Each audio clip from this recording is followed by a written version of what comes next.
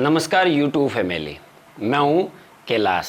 कैसे हैं आप लोग? आई होप आप लोग स्वस्थ होंगे और अपने काम में मस्त होंगे।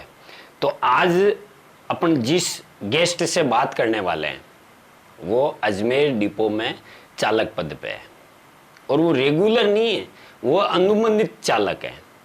पर उनसे बात शुरू करने से पहले अगर आपने हमारे चैनल को सब्सक्राइब नहीं किया है तो सब्सक्राइब करें।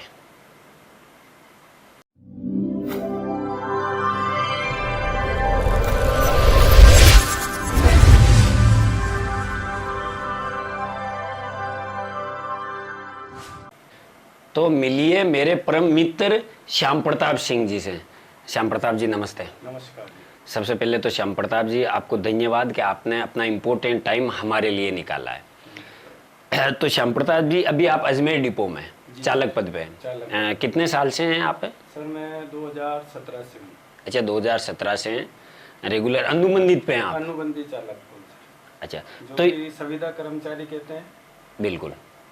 तो ये आपको ये मोटर लाइन में किस तरीके से आए आप? सर एक्चुअल मोटर लाइन में ऐसा है कि हमारे पिताजी भी पहले रेलवे में थे और फिर उन्होंने अपने घर के अंदर ही गाड़ी वगैरह का बिजनेस किया था और जब से अपने घर में गाड़ियों की वो है तो हम भी फिर उसी लाइन के अंदर गाड़ियों में आ गए। अजय जब छोटे थे तब वो गाड़ियाँ चलाना उनमें ही रुचि आ गई और फिर धीरे धीरे आप ड्राइवर बन गए। तो श्याम प्रताप जी अभी आपकी मंथली सैलरी क्या है? सर मंथली सैलरी अभी हमारी 9,000 रुपये है।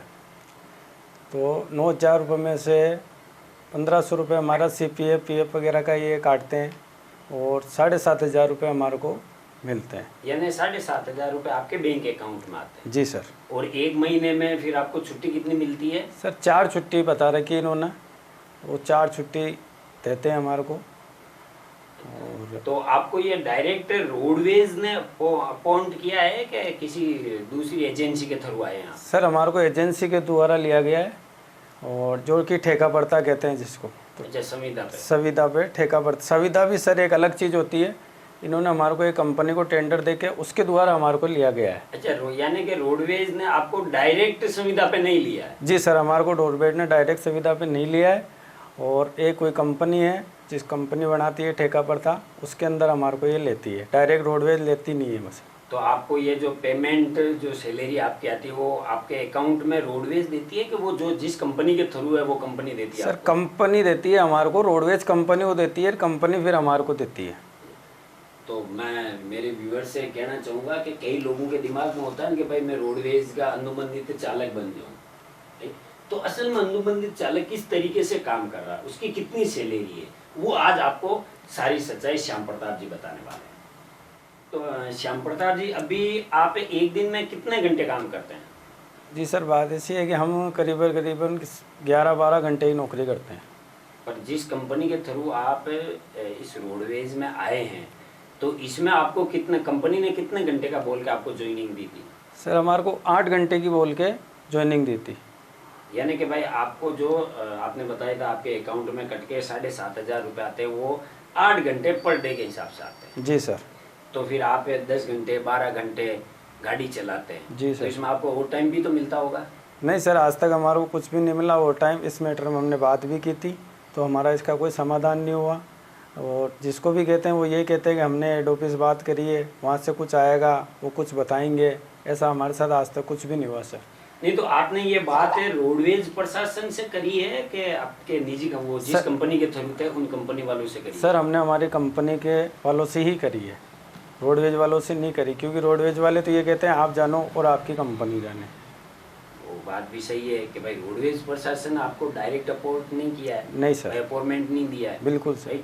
तो वो आपके अगर कोई भी कुछ दिक्कत आती है तो आप अपनी कंपनी से बात करोगे, कंपनी रोडवेज वालों से करेगी। और ये जो आपकी सैलरी है ये महीना टू महीना आपके बैंक अकाउंट में आती है? नहीं सर, महीने टू महीने नहीं आती सर। अभी मेरे पिछले महीने आई थी 4 मंथ के बाद, मतलब मेरी 4 मंथ से ड्यू चल रही है। तो 4 मंथ की एक साथ ही यही है? नहीं सर, एक ही आई है सर। अच्छा, एक महीने की है? एक ही महीने की। 4 महीने काम किया आपने, अभी तक 1 महीने का ही आपने? 1 महीने की सैलरी है। तो आप फिर कंपनी को बोलते नहीं हो कि भाई हमें टाइम टू टाइम पे सैलरी चाहिए? सर हम उनको बोलते हैं कंपनी वालों को, तो कंपनी वाले ये कहते हैं कि हमारे को भी रोडवेज ने पेमेंट नहीं किया है, रोडवेज पेमेंट करेगी तो हम आपके खाते में डाल देंगे।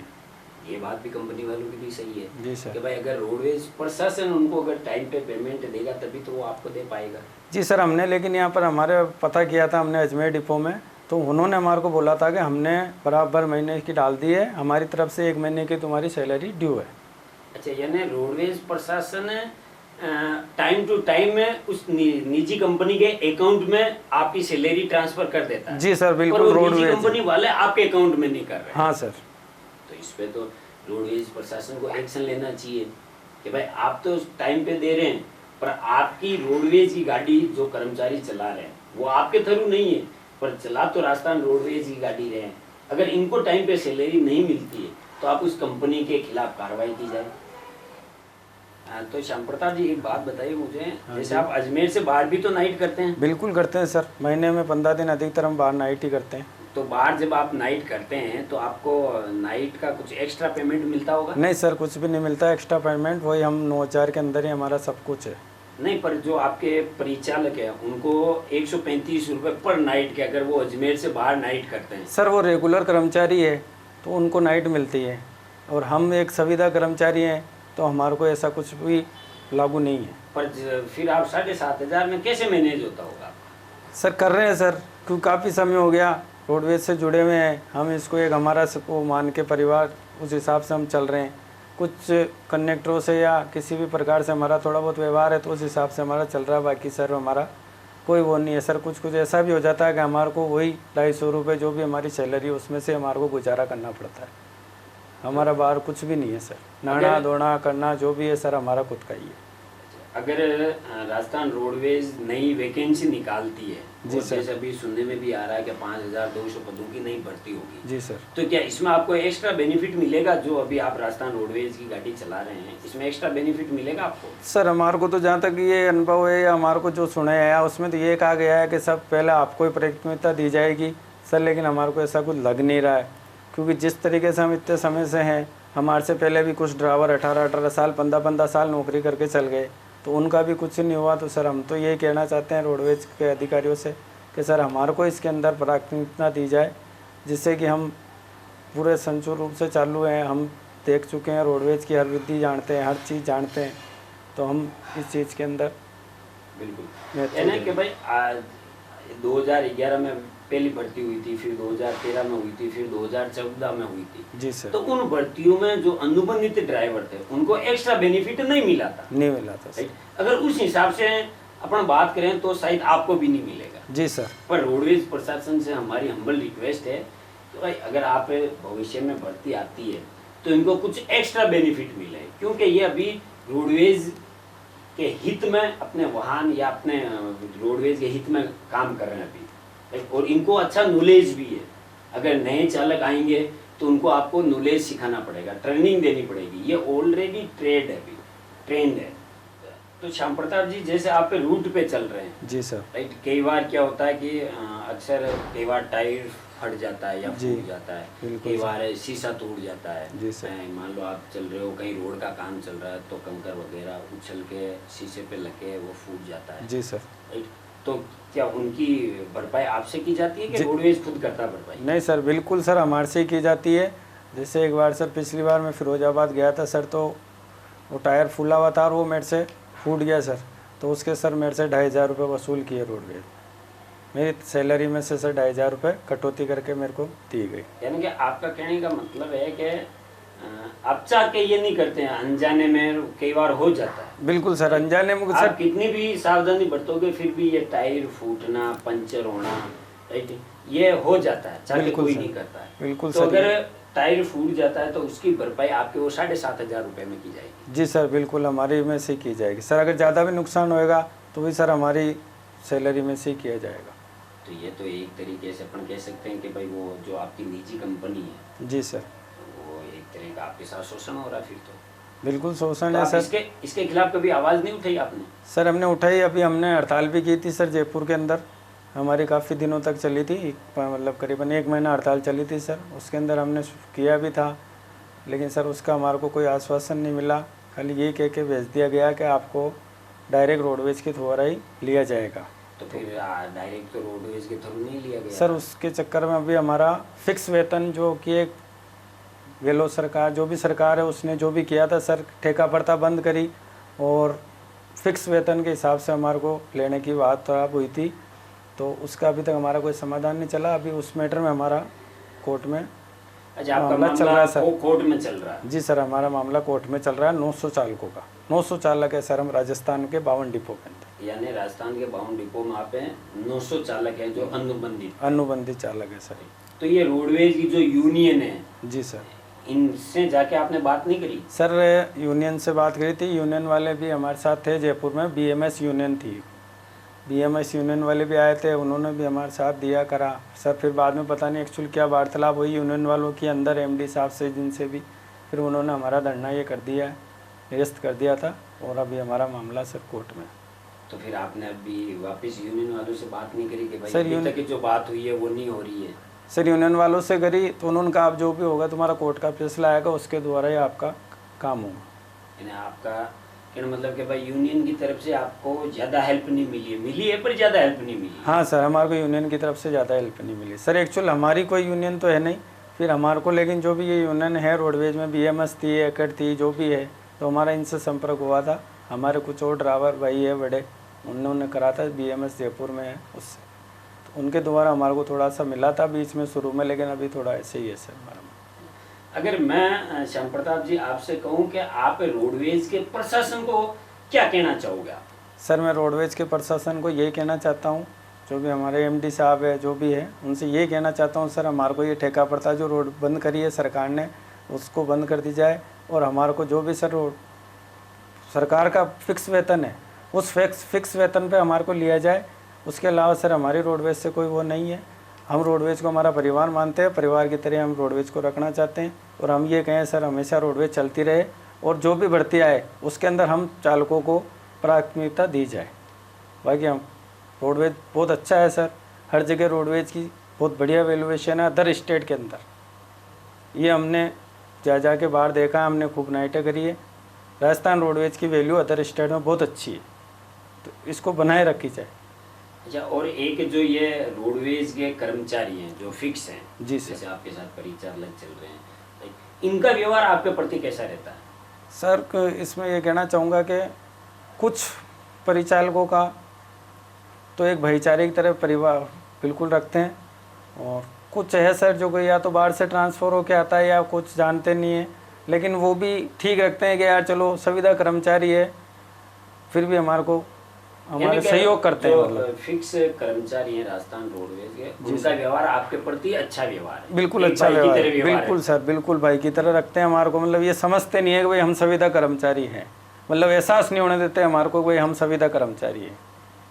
बिल्कुल किसी भी प्रकार से, चाहे हमारे वर्कशॉप में ले लीजिए आप, चाहे हमारे अजमेर बस स्टैंड पर जो भी हमारे ऊपर कर्मचारी है, जो भी है, मतलब हमारे को इस प्रकार का कोई महसूस नहीं होता कि हम रोडवेज के नहीं है, कि हम अनुबंधित कर्मचारी हैं कि रोडवेज के कर्मचारी। बिल्कुल सर, हमारे को इस चीज़ का पता ही नहीं पड़ता, या किसी को भी नहीं पता पड़ता भाई हम रोडवेज के कर्मचारी नहीं है, संविदा कर्मचारी हैं। लेकिन हमारे को ये कहना चाहूँगा रोडवेज के सभी कर्मचारी हमारे को अच्छा सपोर्ट करते हैं, और बहुत हमारे को बिल्कुल भाईचारे की तरह रखते हैं। यानी मैं कह सकता हूँ कि जो बस में सफर कर रहे हैं यात्री, उनको पता नहीं चलता कि भाई आप अनुबंधित हैं कि रोडवेज के कर्मचारी? बिल्कुल सर, उनको कोई एहसास नहीं होता कि हम रोडवेज के कर्मचारी नहीं है, उनको ये रहता है कि ये रोडवेज कर्मचारी है, और ये बिल्कुल वो है। दूसरा जो आपकी बस में जो यात्री सफर कर रहे हैं, जी सर, उनके लिए आप क्या कहना चाहोगे? सर यात्रियों को यही कहना चाहता हूँ मेरी तरफ से तो, कि भाई गाड़ी में एक तो उतरती टाइम गाड़ी रुकने के बाद आराम से आगे मुँह करके उतरें, और गाड़ी स्टैंड पर खड़ी हो जाए तभी सीटों से उठे आराम से फिर नीचे उतरें, क्योंकि जल्दबाजी के अंदर देखो बस स्टैंड है या और जगह अचानक ब्रेक लेने पड़ते हैं, ब्रेक लगने से कल को कोई जनारी हो जाती है तो उसके जवाबदार फिर आप तो होते नहीं, फिर आप किसी ना किसी को, चाहे परिचालक हो चाहे चालक हो, आप उनको दोषी ठहराते हैं कि यार देखे नहीं चला रहा या अचानक ब्रेक ले लिए, ऐसा कुछ होता है सर हमारे साथ। मैं पैसेंजरों को यही सुझाव देना चाहता हूँ कि आराम से उतरें, आराम से गाड़ी रुकने पर आगे मुँह करके उतरें और सावधानी से उतरें। और एक लास्ट में श्याम प्रताप जी, अभी कुछ टाइम पहले 2-4 दिन पहले मैंने 2 वीडियो देखे थे। जी सर। एक वीडियो में दोनों ही ड्राइवर के वीडियो थे। एक ड्राइवर जयपुर जा रहा था और चलते वाहन में फोन चला रहा था। जी सर। और एक गाड़ी में मैंने देखा है कि ड्राइवर शराब पिया हुआ था, वो गाड़ी कोटा जा रही थी। जी सर।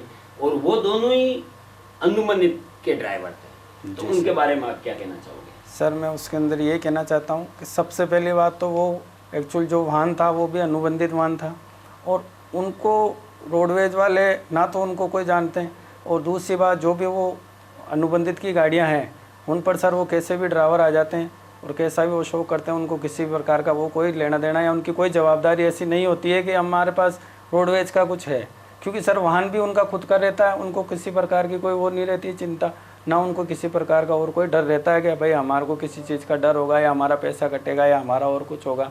तो वो चालक सर ऐसी कुछ कर सकते हैं, ये चीज़ देखनी चाहिए, क्योंकि रोडवेज प्रशासन ये गाड़ियाँ लेती है तो उनके चालकों का भी मेडिकल वगैरह, जैसे हमारा आज पूरा कंप्लीट रोडवेज लेती है हमारे को, तो हमारा मेडिकल होता है, हर चीज़ होती है, फिर हमारे को लेती है, उनका सर ऐसा कुछ भी नहीं होता है। बिल्कुल। और ये जो भी इससे पहले वाला जो हमारा पॉडकास्ट था उसमें भी ये जिक्र चला था कि जो ये अनुबंधित की बस हैं उनमें ये ड्राइवर जिनके साथ मैं बातचीत कर रहा था उन्होंने बताया था कि भाई कई ड्राइवर ट्रैक्टर चलाने वाले आ गए, कई डंपर चलाने वाले आ गए, कई शराबी आ गए, कई परिचालक से अच्छा बर्ताव नहीं कर रहे हैं, कई पैसेंजरों से लड़ाई कर रहे हैं। राइट, ये क्यों कर रहे हैं कि इनका रोडवेज का कोई कंट्रोल नहीं होता है, क्योंकि बस अनुबंधित की जिस मोटर मालिक की बस होती है वही ड्राइवर भेजता है। अब आज मान लो किसी और को ड्राइवर बना दिया, कल किसी और को बना दी, ये इनका पूरा डाटा रोडवेज प्रशासन के पास नहीं रहता है।